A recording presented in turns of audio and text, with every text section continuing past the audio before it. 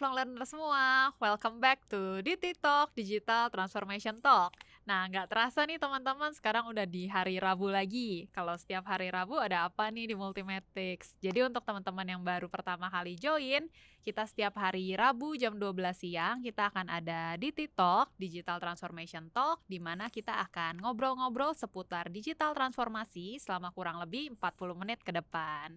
Nah, untuk teman-teman yang belum kenal nih, perkenalkan namaku Nastasia Cendana, boleh dipanggil Tasya. Aku yang akan nemenin di DT Talk Multimatics pada hari ini. Nah, untuk teman-teman yang mungkin ketinggalan nih ya untuk video-video di TikTok kita yang sebelumnya, teman-teman boleh banget ya kunjungi di Instagramnya Multimatics @multimatics, juga di YouTube kita di Multimatics ID. Di sana ada tuh siaran-siaran ulang dari di TikTok kita sebelumnya yang pastinya tema-temanya tuh seru dan menarik banget. Kayak di beberapa minggu sebelumnya kita ada bahas tentang how to become a digital leader, kita ada bahas tentang OKR, ada tentang IT governance, terus ada information security, dan pastinya masih banyak lagi yang lainnya. Jadi jangan lupa langsung aja kunjungi YouTube dan Instagramnya Multimatics. Nah, mungkin teman-teman udah penasaran nih ya, kita hari ini berarti temanya apa nih? Kalau misalkan tadi udah banyak banget ya topik-topik yang dibahas, hari ini kita bahasnya tentang apa lagi nih gitu kan. Nah, hari ini kita akan bahas tentang data science nih teman-teman lifelong learner semuanya, di mana spesifiknya kita akan bahas tentang data science project for business. Nah, seperti biasa pastinya aku nggak sendiri. Hari ini aku udah ditemenin sama pakarnya nih tentang data science. Langsung aja please welcome Mas Awan. Halo ya Mbak Halo Tasya. Mas Awan, apa Halo kabar lifelong nih? learners. Baik, alhamdulillah. Mbak Tasya Baik gimana? ya, baik juga puji Alhamdulillah, Tuhan. ya. Nah, teman-teman lifelong learners nih mungkin kalau yang udah penonton setia pasti udah kenal banget nih siapa yang lagi duduk sama saya di sini. Nah, kalau untuk teman-teman yang baru pertama kali join, perkenalkan ini kita ada Mas Awan, expertnya untuk data science. Siap. Siap, Mas?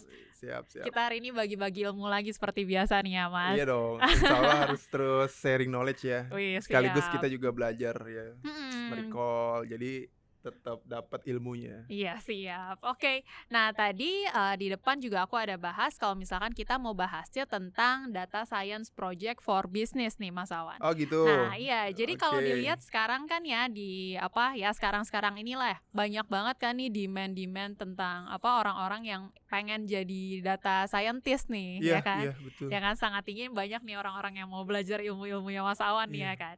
Nah, jadi kita hari ini akan bahas tentang data science yang spesifiknya untuk bisnis, ya kan. Nah, mungkin sebelum kita masuk ke sana nih ya, mungkin banyak juga nih yang masih awam tentang data science. Mungkin kita bisa mulai dari situ dulu nih ya, Mas Awan. Mungkin boleh dijelaskan apa itu data science dan kenapa sih data science itu penting gitu untuk saat ini. Iya. Silahkan, Mas Awan. Ya, jadi gini Mbak Tasya ya. Kalau Mbak Tasya tanya ke saya apa itu data science, sebenarnya banyak literasi yang menerangkan hal tersebut.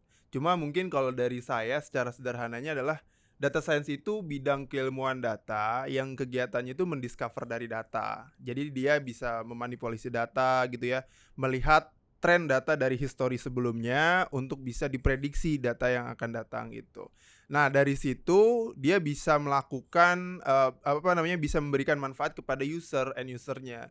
Dengan dia mempelajari data dari historicalnya, lalu dianalisa menggunakan algoritma machine learning. Dari situ dia bisa memprediksi, mengklasifikasi, mengclustering, mengasosiasikan, dan mengestimasikan. Nah, benefit itu bisa penting ya, bisa bermanfaat buat banyak organisasi gitu, banyak perusahaan. Makanya ini menjadi penting.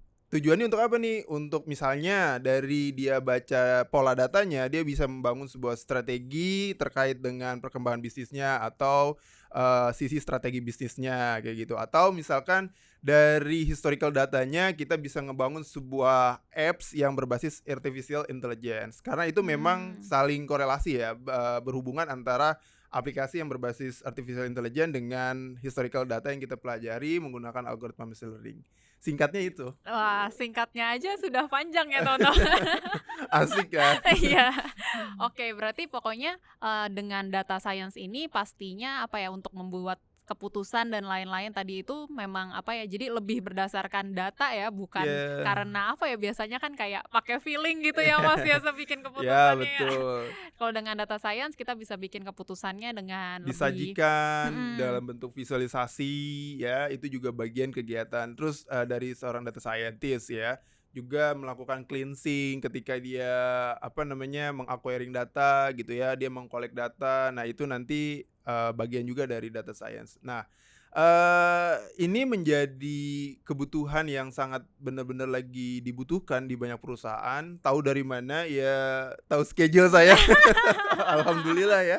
Iya, alhamdulillah Banyak puji orang yang Tuhan. ingin belajar untuk menjadi seorang data scientist yang memang notabene belum ada background dari seorang IT gitu Mhm ya. Nah, mhm itu juga mhm. bisa kita pelajari, kita Oh, ajari iya. juga seperti itu ya. Iya siap, karena dibahas nih ya teman-teman kalau belum tahu nih Mas Awan ini trainer ya di Multimetis khususnya untuk Siap, data science dan jadwalnya tuh penuh ya Mas Awan ya. alhamdulillah berkah. Jadi untuk teman-teman life learner semua yang mau belajar data science boleh banget ke Multimetrics nanti belajar langsung sama Mas Awan. Ya, siap. Siap. Oke, nah lanjut nih Mas Awan. Ya, Nah, mungkin tadi kan udah dibahas nih ya kalau misalkan apa itu data science secara singkatnya dan mungkin apa kenapa itu penting dan lain-lain. Jadi kan banyak nih ya orang-orang yang memang tertarik untuk belajar data science dan menerapkannya di perusahaan.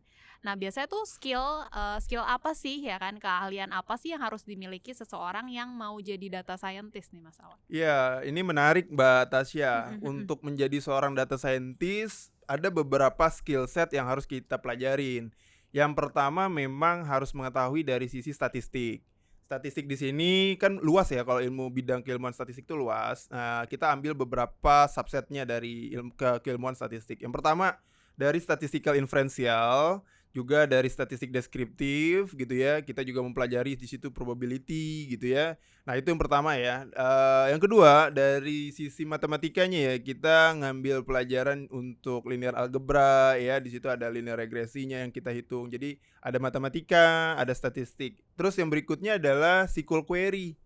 Nah, SQL query ini penting untuk kita mendiscover data dari DBMS gitu kan. Kita discover datanya, terus kita lihat polanya atau trennya. Di situ kita bisa menganalisa dari hasil query tersebut. 3 tuh ya, ada Mhm, ada SQL 3. query, statistik, Statistik, matematika. matematika. Yang keempat ini adalah basically dari Python programming. Kenapa saya menyebutnya Python programming langsung? Karena Python itu dikhususkan untuk scientific programming.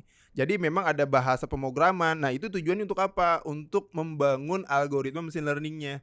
Nah, nanti dari sana kita mempelajari banyak library-library seperti scikit-learn, pandas, ya itu library teknisnya Iya, wah. Python lah gitu kan. Udah mulai Udah bingung nih mulai saya. teknis nih.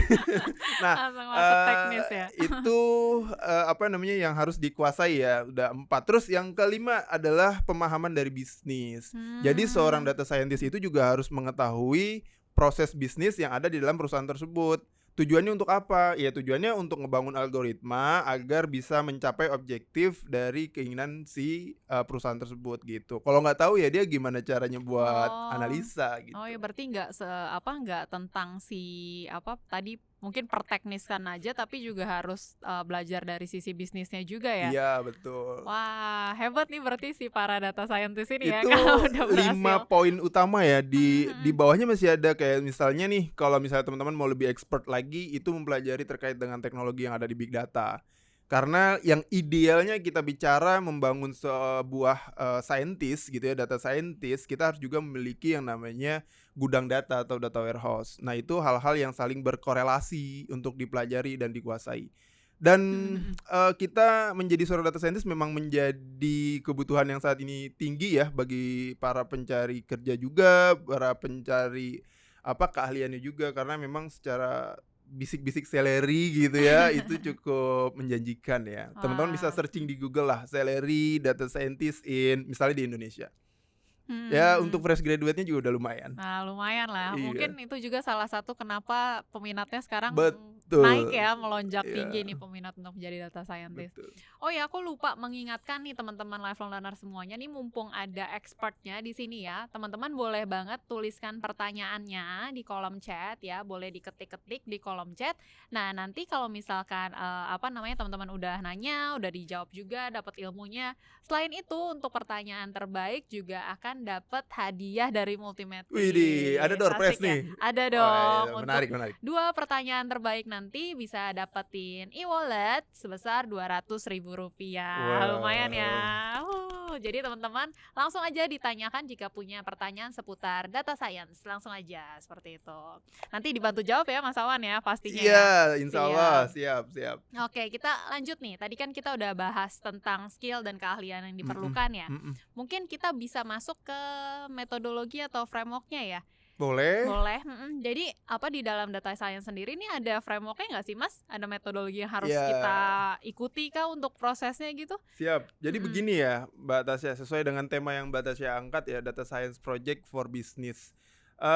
Kita dalam melakukan sebuah project pasti yang jelas harus ada landasan metodologinya. Seumumnya misalnya kalau dalam pengembangan software atau software development itu metodologinya ada yang disebut sebagai SDLC, Software Development Lifecycle. Itu untuk software development ya, untuk project software house. Tapi untuk data kita ada beberapa metodologi juga ya. Contohnya misalnya bisa menggunakan Krips DM namanya. Krips Krips DM. DM, nah, bukan Krips crispy DM. ya, kalau Oh. crispy enak renyah ya. Iya, makanya. Krips DM. Krips oke. DM, Krips DM Heeh. itu apa? Krips DM itu adalah cross industry process data mining. Jadi kita mengangkat metodologinya dari sana, gitu ya.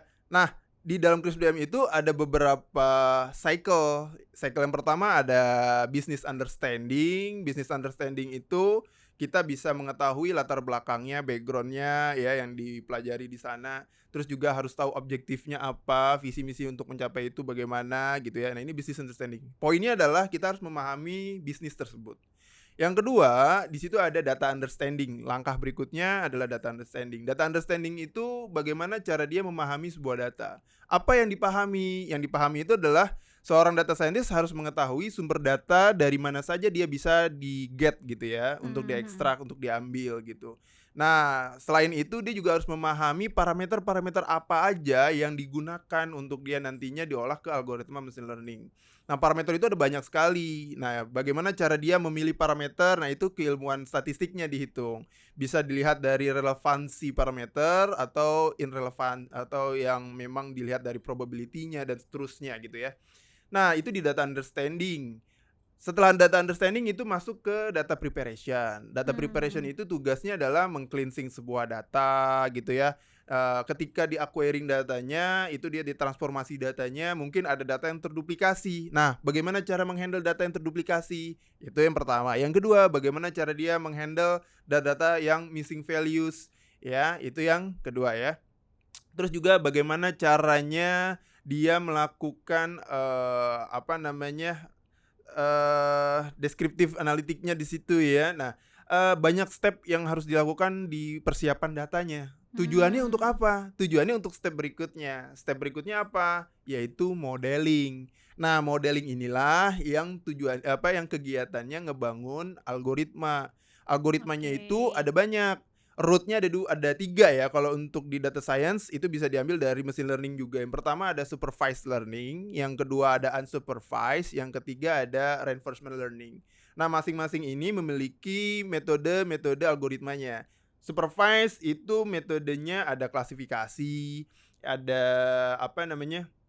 forecasting ya dan seterusnya. Unsupervised itu ada clustering di mana turunannya ada algoritma K-means gitu ya. Untuk yang reinforcement learning biasanya itu bagian ke robotik gitu ya. Dia punishment and reward untuk mengolah datanya seperti itu. Biasanya lebih kepada penggunaan dari perangkat ya, misalnya menggunakan Arduino ya untuk bisa digunakan di robotiknya gitu ya.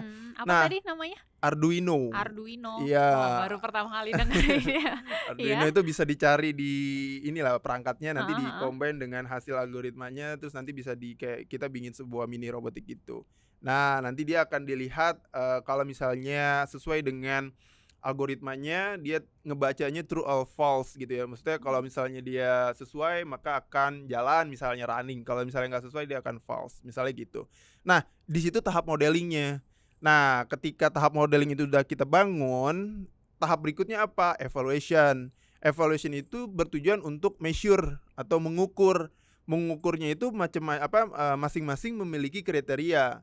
Misalnya klasifikasi yang diukur itu adalah akurasi, presisi, recall, F1 score. Nah, kalau kita ngebahas ini, lebih dalamnya adalah bidang keilmuan dari statistiknya. Misalnya nanti kita juga akan membahas terkait dengan hipotesisnya. Hipotesis itu diuji dengan A/B test atau square test, yang untuk ngetes ANOVA gitu dan banyak lagi gitu ya. Nah, itu makanya saling mengisi gitu ya. Nah, evaluasi itu untuk mengevaluasi hasil dari yang kita bangun di algoritma machine learning. Kalau untuk clustering, dievaluasinya apa? Misalnya untuk melihat tingkat errornya. Nah, tingkat errornya apa nih? Misalnya RMSE, root mean squared error, atau MSE ya, mean squared error, atau MAE, mean absolute error. Nah, masing-masing itu ada pendekatannya. Nah, dari clustering itu sendiri juga ngebangunnya kita harus menentukan clusternya, bagaimana cara menentukan clusternya, apakah subjektif atau objektif, terus mengukurnya bagaimana, distancing atau kita melihat dari sisi algoritma yang mana gitu kan. Nah, setelah dievaluasi, di situ ada syarat minimal untuk bisa kita deployment. Nah, tahap terakhir adalah deployment. Ketika di deployment itu akan dilihat apakah ini bisa untuk kita implementasikan atau enggak gitu. Nah, nanti masing-masing itu kalau nggak bisa diimplementasikan, dia akan kembali lagi ke cycle sebelumnya gitu, ke step sebelumnya. Yang mana tuh, yang data preparation? Ya, Atau balik ke awal banget lagi ya yang data preparation sih, lebih ke Oh. dari deployment dia akan kembali ke pemahaman bisnisnya dulu Oh, yang ke stepnya. Kalau ke misalkan awal banget lagi dong berarti iya ya? betul. Kalau misalnya udah sesuai dari objektifnya dia, baru dia bisa menerapkan misalnya ngebangun aplikasi atau ngebangun sebuah strategi gitu. Kita advice ke mereka seperti itu. Nah, itu cycle yang biasanya kita jalankan di project-project data science. Kurang lebih begitulah. Di dalamnya Oke. itu udah banyak sekali soalnya. Iya, ini pembahasannya udah benar-benar teknis sekali ya. Jadi Iya. buat teman-teman nih tadi dicatat ya karena ini ilmu-ilmu penting, ini daging semua nih, harus dicatat nih teman-teman lifelong learner semuanya. Dagingnya tebel ya? Tebel, dagingnya tebel sampai waduh tadi Pusing. aja aku agak udah mulai pusing ini. Wah, tadi Iya. apa aja gitu ya disebutin, soalnya banyak. Memang kalau misalkan baru pertama kali dibahas juga ini ya, di loading dulu gitu Mas Awan. Oke. Siap. Jadi tadi kan kita udah bahas ya tentang si data science-nya, skill yang diperlukan, terus tadi udah prosesnya juga ya. Itu Iya, kita sebutnya metodologi ya berarti ya. metodologi. Iya, metodologinya. Nah, tadi kan kita hari ini kan ngebahasnya tentang kaitan dari si data science ini untuk bisnis nih ya, Mas. Iya. Mungkin kita bisa masuk ke bisnisnya nih ya berarti ya. Tadi kan kita udah bahas semua tentang si data science-nya. Nah, jadi untuk penerapan data science sendiri di dalam organisasi bisnis tuh biasanya seperti apa sih, Mas Awan? Jadi apa aja sih yang bisa dibantu sama si data science ini di dalam proses-proses bisnis gitu? Iya. Mm-mm. Jadi kalau kita ingin menerapkan data science di perusahaan, yang jelas kita harus memiliki yang namanya expertise-nya. Nah, idealnya adalah kita itu harus membuat satu gudang data sih ya, sehingga seorang data scientist tinggal ngambil dari data mart-nya atau data warehouse-nya. Dia nggak perlu lagi ngambil dari masing-masing unit organisasinya. Nah, ini yang menjadi mungkin ya project bisa jalan lebih lama karena masing-masing unit organisasinya itu belum ada data stewardship-nya. Data stewardship itu adalah orang yang mengatur, yang mengetahui, yang mengelola data dari masing-masing organisasi. Disebutnya data stewardship. Oh, oke. Nah, jadi kalau kita nggak ada struktur seperti itu gitu ya, seorang data scientist-nya langsung direct ke unit organisasinya, nah itu biasanya akan wasting time, makan waktu gitu ya dalam penerapannya. Makanya harus dibangun dulu untuk diketahui data source-nya, sumbernya dari mana. Nah, dibangunlah sebuah data warehouse. Jadi untuk penerapannya seperti itu, kita ngebangun data warehouse-nya dulu. Terus dari situ baru kita bikin data mart-nya. Misalnya data mart itu adalah spesifikasi dari data warehouse gitu ya. Jadi kita bisa lebih spesifik nih kebutuhannya berdasarkan organisasinya gitu. Nah, nanti kita sebagai seorang data science ya, sebagai seorang data scientist-nya tinggal melihat, misal objektif dari sebuah organisasi di marketing, dia pengen melihat customer yang biasa dia tangani. Dia ingin memprediksi customer ini churn atau tidak churn, misalnya kayak gitu. Nah, kita tinggal melihat parameter apa yang bisa menopang churn dan tidak churn-nya dari sebuah organisasi tersebut gitu. Nanti kita olah menggunakan misalnya kalau churn dan tidak churn, kita mengolahnya menggunakan metode klasifikasi. Nah, itu tujuannya untuk memprediksi. Semua metode itu keluarannya untuk hasil memprediksi gitu. Nah, dari situ barulah kita olah. Kembali lagi ke step yang ada di metodologi Krips DM.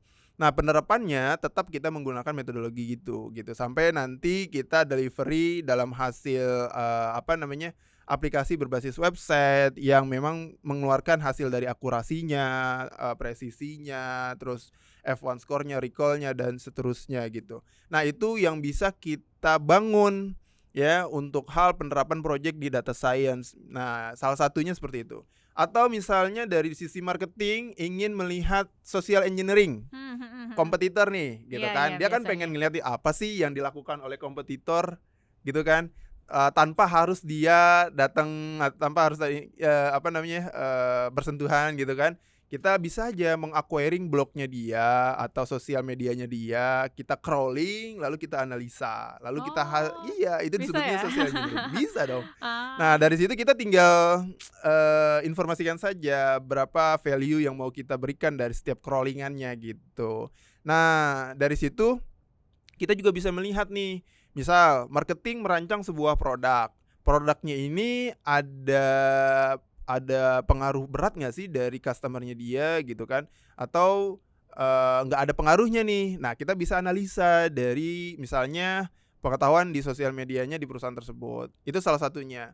Atau kalau misalnya dia ingin merancang sebuah produk, dia pengen melihat segmentasi produknya. Sebenarnya produk kita ini sesuainya kemana sih, cocoknya kemana sih. Nah, itu disebutnya segmentation customer hmm. gitu. Banyak banget sebenarnya yang bisa diambil benefitnya dari seorang data scientist. Wah, Iya. tadi yang disebutkan tuh udah ini ya, maksudnya dari berbagai department ya tadi yang dari Mhm, marketing dapat, terus tadi berarti dari bagian sales juga bisa lihat ya bisa. dan berarti banyak dari bagian-bagian lainnya juga bisa terbantu lah ya dengan adanya si data science ini. Iya, Coba apa diharapkan lagi, Mas? begitu. Wah, masih ada, banyak. Misalnya untuk fraud detection. Mhm, Biasanya fraud detection ini, kita bisa sharing ke teman-teman insurance ya, teman-teman yang ada di bank ya, finansial atau fintech ya. mhm, mhm. Karena kan saat ini sudah digitalisasi ya, transformasi digital di mana orang itu kalau mau buka rekening nggak perlu datang ke kantornya atau ke banknya gitu kan. Dia tinggal foto aja dari perangkatnya gitu kan. Nah, kita bisa mendetek, fraud atau enggaknya dari calon customer. Wah, Gitu. Nah, itu pelajarannya dari face recognition misalnya, kita menyocokkan dari data yang ada di face, di wajah dengan KTP mhm, misalnya. mhm. Terus juga dari biodata ya, personal identifier identifikasi information-nya gitu kan. Nah, itu kan tertera, kita bisa lihat polanya atau trennya gitu. Oke. Jadi kalau misalnya nanti di situ, "Oh, ini fraud nih," gitu. Mhm, mhm. Kalau misalnya fraud mungkin bisa timbul alert. Heeh. Alertnya itu ke bagian adminnya, akan dicek gitu, di tracing gitu kan. Oh, ini yang terdeteksi fraud ini, ID KTP-nya berapa misalnya Mhm, gitu, atau mhm. namanya siapa, tinggalnya di mana, kita akan verifikasi. Nah, orang verifikasinya itu adalah si bagian adminnya lah gitu. Wah, canggih banget nih ya Mas Awan. Makin masih pastinya selain itu juga masih banyak lah ya fungsi-fungsi Banyak lainnya dari banget, data science. banyak banget. Kalau kita mau jelasin mungkin nggak cukup di satu di TikTok, Iya, ada harus ada session-nya nanti. session-session berikutnya gitu. Iya, iya, iya. Wah, berarti banyak banget tuh ya Mas Awan yang bisa kita manfaatkan dari keahliannya si data scientist ini. Iya, kalau kita Mhm. lihat ya, memang banyak manfaatnya, bisa kita, adapsi ya, kita Mhm, bisa adopsi mhm. untuk strategi-strategi dari bisnis, penerapan dari perjalanan bisnis, begitu. Iya, tadi yang disebutin menarik loh yang ternyata untuk mencegah fraud itu aku nggak kepikiran loh. Iya, jadi gini Mhm. Mbak Tasya, pernah di beberapa penerapan data science project kita ya, di consulting itu, di insurance, kita preventif untuk fraud detection. Jadi Mhm. pencegahan untuk mendeteksi fraud lah ya gitu. Nah, gimana caranya? Biasanya, yang pernah kita lakukan di beberapa teman-teman di asuransi. Nah, di asuransi itu kan ada orang yang mungkin ketika ingin ngeklaim, datanya yang dimasukkan itu bukan data realnya dia gitu. Dia manipulasi Ah, dari mhm, mhm. data. sehingga dia bisa dapetin klaim itu. Contoh ya, misalnya gini, kita punya asuransi kecelakaan misalnya. Asuransi kecelakaan ini, nanti di situ butuh saksi yang namanya misalnya kepolisian. Terus butuh orang yang kecelakaannya gitu ya, terus dia nanti akan tahu lokasinya di mana gitu kan, terus jam berapa dia kecelakaannya, bentuknya seperti apa. Nah, kita bisa melihat dari pola tersebut. Misal, terdapat sebuah pola yang mendeteksi dia fraud. Contohnya apa? Misalnya gini, di satu sisi dia pernah ngeklaim, "Oh, ini kecelakaannya di tempat itu." Iya. Ya, terus di jam yang sama pula gitu kan, polisinya berbeda nih gitu kan, pelakunya sama. Nah, kemungkinan itu hal yang noise dianggapnya. Nah, hal yang noise itu dianggapnya fraud gitu dari baca polanya. Atau bisa jadi begini, dia dalam tanda petik ya, bukannya kita bicara kasar ya, maksudnya gini, Mhm. ketika dia, mungkin kerjasama dengan pihak kepolisian atau pihak-pihak yang terkait gitu misalnya, polisinya tetap sama gitu kan, tapi orangnya beda, dalam tanda petik oknum lah ya. Mhm mhm. Nah, orangnya beda nih gitu kan. Terus misalnya juga, lokasinya sama nih gitu, tinggal jamnya aja yang dibedain, misalnya gitu. Nah, polisinya sama, itu mungkin dianggapnya dengan pola seperti itu fraud gitu. Nah, polisinya sama atau mungkin jamnya sama, di jam yang sudah dilihat di situ. Nah, itu kita bisa mendeteksi noise-noise itu yang dianggap fraud. Nah, fraud itu nantinya akan coba diberikan alert gitu ke aplikasinya. Kalau misalkan dia lewat, verifikasi yang sudah kita tentukan parameternya, Mhm mhm. maka langsung tuh nanti dia bisa klaim asuransinya dan itu lebih cepat. Oke, tambah Heeh, lagi tuh satu tuh contohnya ya. contohnya begitu. Iya, berarti pokoknya masih banyak lagi nih ya. Mungkin kalau kita masih mau bahas contoh-contoh lainnya, kita tadi masih perlu season 2 ya. Heeh, bisa bisa Sequelnya dari di TikTok hari ini. bisa. Gitu. Nah, tadi dibahas juga nih sama Mas Awan kalau apa tadi contoh dari proyek consulting kita ya. Ya ya Ya, ya, nah mau mengingatkan nih ke teman-teman lifelong learner semua, kita di Multimatics juga ada consultingnya loh. Jadi untuk teman-teman ya di organisasi-organisasi perusahaan yang butuh bantuan nih, pendampingan, pendampingan, konsultasi, pengembangan, pengembangan ya. tentang data science dan juga masih banyak yang lainnya juga, boleh banget ke Ya Multimatics. karena Seperti itu. gini Mbak Tasya, kenapa sih harus ada pendampingan? Ya mungkin dia akan memberikan, sudut pandang yang berbeda Iya, gitu ya, itu betul. satu. Atau kenapa sih harus ada enhancement? Ya karena ketika algoritma kita deploy, itu otomatis harus di-maintains, harus otomatis juga ibaratnya kita pantau gitu. Karena kan seberjalannya waktu gitu kan, data itu pasti terus bertumbuh. Nah, ketika ada data baru, dia algoritma itu kan nggak mungkin terus seperti itu akurasinya. Dia pasti akan, bisa jadi turun gitu ya, disebabkan karena data baru, Mhm. mengidentifikasi data yang baru itu harus kita selaraskan lagi gitu. Misalnya dari performansinya, akurasinya kah, presisinya kah gitu. Jadi, nah biasanya kapan nih kita monitoring itu? Biasanya event per kuartal gitu. Karena kan Ah, oke. setiap hari dia transaksi tuh sistemnya memproduksi data kan. Terus data yang baru divalidasi dengan data yang, historical sebelumnya gitu kan, muncullah akurasinya berapa. Nah, di satu sisi bisa jadi dalam satu semester atau 1 tahun, 2 semester ya, itu pertumbuhannya sangat cepat sekali sehingga algoritma yang untuk mengolah itu tidak bisa lagi digunakan, disebabkan Oh, akurasinya oke. menurun. Mhm. Nah, itu harus kita periksa lagi, cleansing lagi, apakah ada data yang misalnya, menemukan pola baru misalnya, atau misalnya ada data yang ibaratnya ada noise-nya, banyak noise-nya gitu, atau misalnya persebaran datanya nggak normal lagi, kan idealnya distribusi normal atau Gaussian, ya ibaratnya kalau di statistik nyebutnya simetrik ya. Mhm mhm. Nah, jadi kita harus lihat lagi distribusi datanya gitu, apakah dari data yang baru itu bisa skewness-nya kemana, positif atau negatif gitu kan, nanti dilihat kurtosisnya seperti apa, keruncingan dari sebuah datanya, sehingga kita bisa mengevaluasi lagi, parameter ini masih relevan atau irrelevan sih. Nah, seninya di situ. Oh, Kita bisa ngolah-ngolah data-data itu secara lebih mendalam dari keilmuan statistiknya di situ, oke. Berarti gitu. bukan sesuatu yang sekali dibuat terus ditinggal ya, Mas? Enggak dong, Harus terus di-maintain terus ya? di-maintain. Sama kayak kita ngebangun sebuah sistem. Ketika ada requirement dari user ya kan, untuk ngebangun sebuah sistem misalnya sistem, HR. Nah, ketika udah jadi, HR ini kan turnover-nya cukup tinggi di setiap perusahaan misalnya. Nah, eee, terus di satu sisi dia ada kebijakan baru untuk enhancement misalnya. Nah, kita kan pasti dari sisi pengguna akan membutuhkan lagi kan enhancement dari sebuah sistem tersebut gitu. Nah, butuh, konsultan lagi untuk dia meng-handle itu. Atau misalnya, oh tiba-tiba ketemu bugs nih atau Mhm error mhm. nih, siapa yang mau nanganin kalau nggak ada orang internalnya Iya iya. gitu. Berarti butuh yang namanya orang consulting. Mhm Nah, mhm. gitu Mbak Tasya. Oke siap. Nah itu nah jadi apa teman-teman kalau misalkan butuh tuh tadi ya bantuan-bantuan untuk maintain di perusahaannya boleh banget nih ke consulting di Multimatrix kita pastinya bisa bantu, betul ya Mas? Siap, insya Allah bisa. Oke, nah mungkin karena durasi juga nih ya Mas Awan, mungkin aku masih ada satu pertanyaan terakhir, Waduh waduh, ya. jangan terakhir dong. Satu pertanyaan terakhir Iya gitu iya iya. ya. Nah ini tapi sambil teman-teman lifelong learners yang lain kalau masih mau bertanya silahkan ya, boleh banget masih diketikkan aja di kolom chatnya untuk teman-teman lifelong learners masih terbuka kesempatannya untuk bertanya. Seperti itu. Nah, tadi kan kita udah bahas banyak nih ya Mas Mhm, Awan dari awal hingga akhir tentang si data science ini dan juga beberapa apa contoh-contoh penerapannya dalam perusahaan ya. iya Nah, mungkin kita mau kasih tahu nih ke perusahaan-perusahaan yang belum menerapkan nih misalkan ya.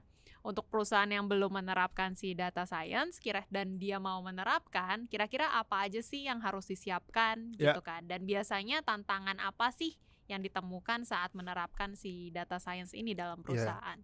Jadi ini penting Mbak Tasya buat Mhm mhm. kita memberikan informasi ya. Iya. Kalau misalnya perusahaan belum menerapkan data scientist ya, di Mhm. perusahaannya, apa sih yang harus dipersiapkan oleh sebuah perusahaan tersebut? Yang jelas adalah dia, menyiapkan sumber dayanya dulu, sumber daya manusianya. Iya pasti. Nah, kalau Mhm. nggak ada sumber daya manusianya, ya bisa kerjasama dengan Multimatic, Siap. ya kan? Iya. Multimatic tersedia untuk Heeh. memberikan layanan tersebut gitu kan. Mhm. Nah, apa namanya, yang jelas dia harus tahu objektifnya sih. Apa sih yang ingin dicapai gitu? Apakah, kita ini menggunakan data science ini, memberikan benefit untuk perusahaan lebih dalam lagi, itu Mhm juga harus mhm. diukur juga gitu. Jangan sampai kita menggunakan teknologi yang ibaratnya tinggi tapi nggak tahu cara Iya mengoperasikannya. iya iya. Nah, itu yang Heeh heeh. bahaya. Ya, jadi harus tahu dulu objektifnya apa, ya, yang harus diketahui itu. Yang kedua, ketika udah ada SDM-nya, objektifnya udah diketahui, yang jelas harus dikuasai teknologinya.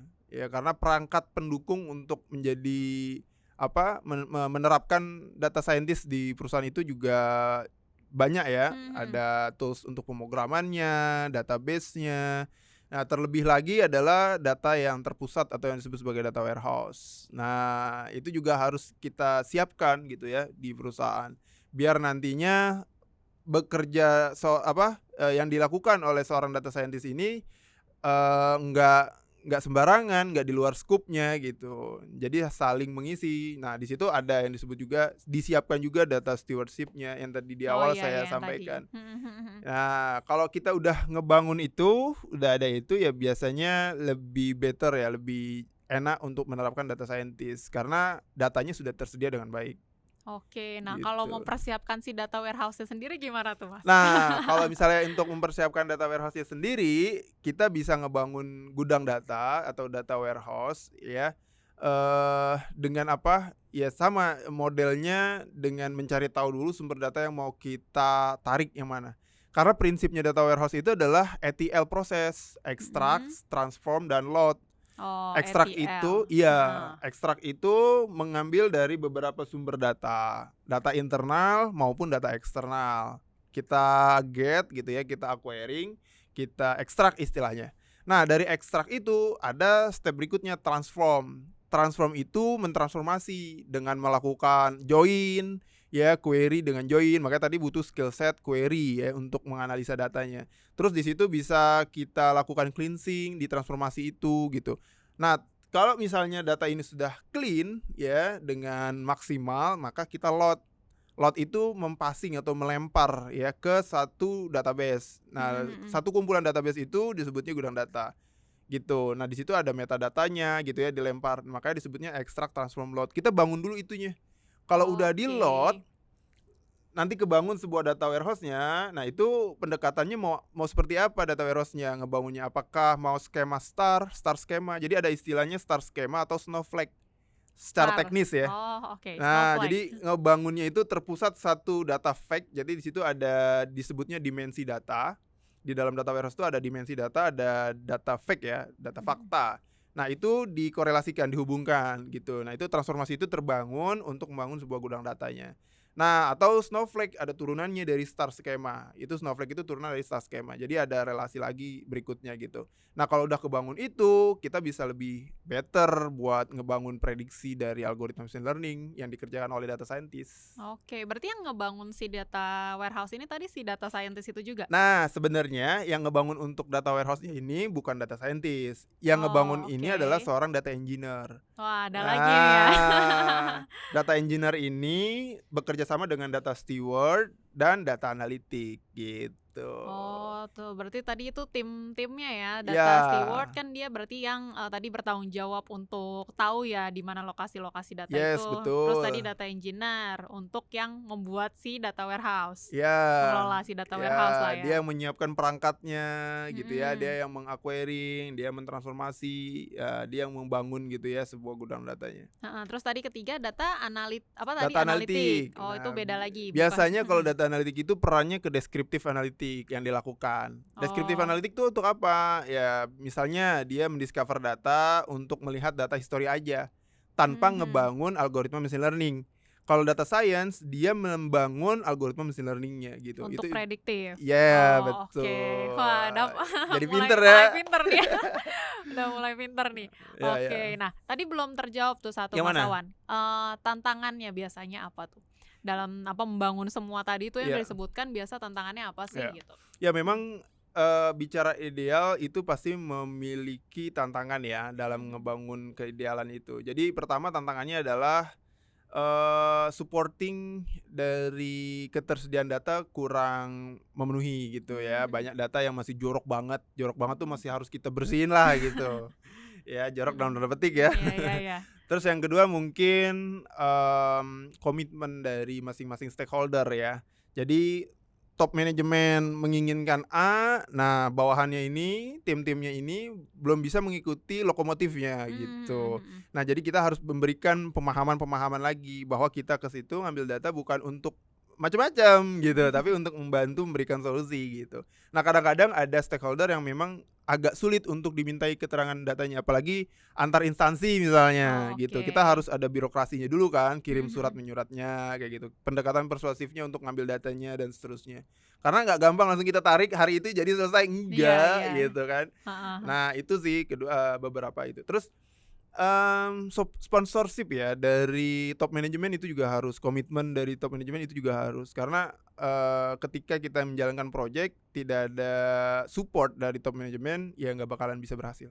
Itu Iya, dijamin deh. oke, Iya. iya. Tapi mungkin di antara semua tadi yang memang proses paling lama tuh yang apa tadi pertama atau kedua tuh yang ngumpulin Pertama dan iya, kedua, data iya, understanding-nya sama data preparation-nya. iya iya. Iya iya. Iya iya kebayang sih kalau misalkan apa, memang belum dibutuhkan kan biasa data sesuka hati aja ya. Bener, ada Terus yang ada yang bentuknya nyimpennya di mana, bentuknya di macem. mana gitu kan ya. Kayak Betul betul. itu akan yang agak lamanya di sana mungkin ya. Iya, terus Mhm, juga kita, lamanya juga ya agak tricky-nya mengelola data unstrukturnya ya. mhm, Jadi Mbak Tasya gini ya, ketika kita acquiring data untuk ngebangun sebuah data warehouse, itu yang harus dipertimbangkan dari kriteria big data. Nah, salah satu kriteria big data itu ada variety namanya. mhm, Variety itu adalah jenis-jenis dari data. oke, Beberapa macam dari jenis data. Contohnya pertama data yang terstruktur. Kalau data yang terstruktur mungkin lebih mudah lah kita acquiring ya. Data terstruktur itu data yang sudah tersimpan di dalam database. oke. Nah, itu udah ada baris datanya, sudah ada kolom-kolomnya lah gitu. Datasetnya udah ada. Terus data semi struktur, ini juga cukup mudah lah gitu. Yang penting tersedialah linknya, terus tersedialah filenya gitu kan di repositorinya di mana kita tinggal acquiring. Bentuknya apa data semi struktur? CSV file, Microsoft Excel file ya, Mhm mhm. XLSX ya sekarang ya. Iya. Itu semi terstruktur. Atau kalau kita mau acquiring menggunakan API, itu ada JSON file ya. Kita bisa gunakan itu. Nah, tapi yang menjadi permasalahan kalau yang data unstruktur ini nih. Unstructured. Unstruktur ini dia tidak memiliki baris data, tidak memiliki kolom data gitu kan, bentuknya seperti gambar, JPEG ya, Oh, oke. PNG ya, voice recorder Mhm atau mhm. video ya, kita bisa nge-tracing itu, Oh. Oh, gitu. tapi itu yang paling sulit ya, yang Nah, unstructured yang itu? cukup sulitnya itu, variety-nya. Terus kesulitan yang kedua apa? Volume nih. Mhm. Kriteria big data itu ada V yang lainnya ya, ada volume. Volumenya itu besar, tapi kapasitas dari memori, prosesor jadinya. Prosesornya, Heeh. GPU-nya, TPU-nya itu banyak yang harus dipersiapkan gitu. Nah, kita mau memikirkan juga nih bisnis plan-nya mau menggunakan cloud base atau on premise gitu. Mhm Karena kan mhm. storage dari sebuah perusahaan datanya gitu ya pertumbuhannya cukup pesat ya dan banyak ya, bisa Iya iya. sampai ke terabyte atau petabyte gitu. Nah, dari sisi kesulitan dari sisi volume, kalau misalnya volume datanya besar gitu. Tapi kalau dari sisi velocity, kecepatan, nah ini yang menjadi juga bagian yang harus kita perhatikan. Nah, saat ini kan orang itu bisa melakukan update data per daily misalnya. Nah, kalau daily itu biasanya disebut periodic atau batch. Tapi kalau real time, nah perangkatnya tersedia nggak gitu, harus disediakan juga budgetingnya Oke. gitu. Kadang-kadang, klien nih pengennya real time gitu kan, tapi Mhm. budgetingnya tidak men-support, nah itu Oh. yang bahaya Oh, gitu gitu, ya. heeh. Nah, Iya. yang terakhir tuh pentingnya juga value. Dari hasil yang udah kita bangun, value-nya apa nih, manfaatnya apa nih buat perusahaannya Iya, itu yang paling gitu. penting sih ya. Jadi kita bisa membuat rumus nih secara sederhananya adalah variety ditambah volume ditambah velocity sama dengan value. Oh. Wah, keren ya. Iya, itu rumusnya. Oke. Apa, berarti aku jadi gini, ya jadi tadi rumusnya apa? Variety ditambah volume ditambah velocity itu Iya, hasilnya value. value. Berarti memang ya buat apa ya bangun susah-susah kalau Mhm, misalkan nggak ada value-nya ya kan? betul. Oke, nah makasih banyak nih Mas Awan ilmu Mhm. tentang data science-nya luar Siap, biasa. sama-sama. Iya nggak terasa nih ya kita sudah mendekati 40 menit. Oh Jadi gitu, ya di siap awal siap. kita juga sudah infokan kalau misalkan untuk di TikTok kita nih durasinya kita kurang lebih di 40 menit aja nih Mas Awan. Siap, Ya kalau mhm. misalkan mau yang lebih fullnya nih ya, tadi kan sepertinya masih banyak tuh harusnya yang masih bisa didalami Iya lagi dong. ya Mas Awan, masih bisa dijelaskan lagi. Tuh teman-teman boleh banget langsung kontak Multimatic seperti itu.